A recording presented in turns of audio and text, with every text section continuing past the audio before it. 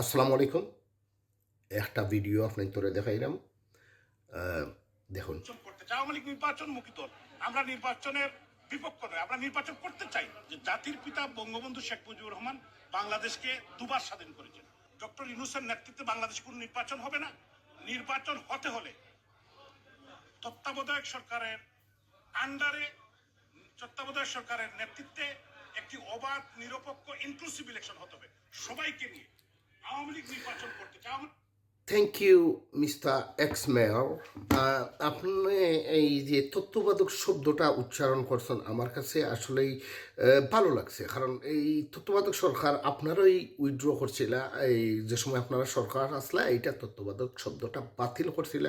এই কারণে গত এই 15-16 ইয়ার্স যেগুলা নির্বাচন হয়েছে এইগুলা বিএনপি বা অন্য দল হল এই করছেন না। সো ভালো লাগলো শুনতে। দেন আপনি তত্ত্ববাদক সরকার হইলে আপনারা নির্বাচনও আইবা,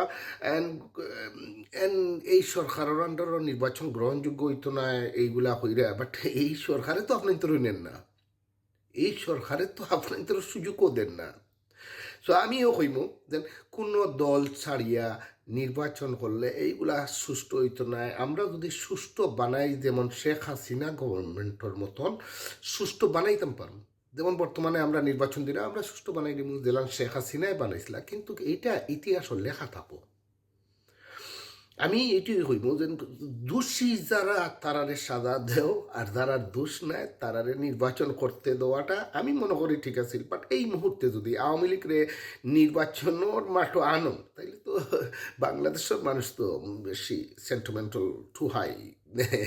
এর মাঝে দেখা যায় যে মব জাস্টিস সকল বাড়ি গেছে। সো রাইট নাও আমার কাছে লাগে গ্যাপ দেও, কয়দিন বাদে আপনারা আইবানে। কারণ ভাই দেশের অবস্থা বেশি ভালো নাই। এই যে ডক্টর ইউনূস পর্যন্ত ডরাইয়া আসুন বাবারে। ওই যে আর্মি এরও নরম, সকল নরম, কারণ মবহল বাড়ি গেছেন। আর এটা সব তার এই আপাদায়ী, এই আপাদায়ী, বুঝছেন? সব তো ঠিক আছে, আপনারা গণতন্ত্র হারিয়ে নিছেন, দেশটা এই ধরনের বর্তমানের পরিস্থিতি নাই। কিন্তু আর কিছু হইলাম না, হইলে আমার উপরে অনলাইনে মব স্টার্ট হয়ে যাব। আসসালামু আলাইকুম।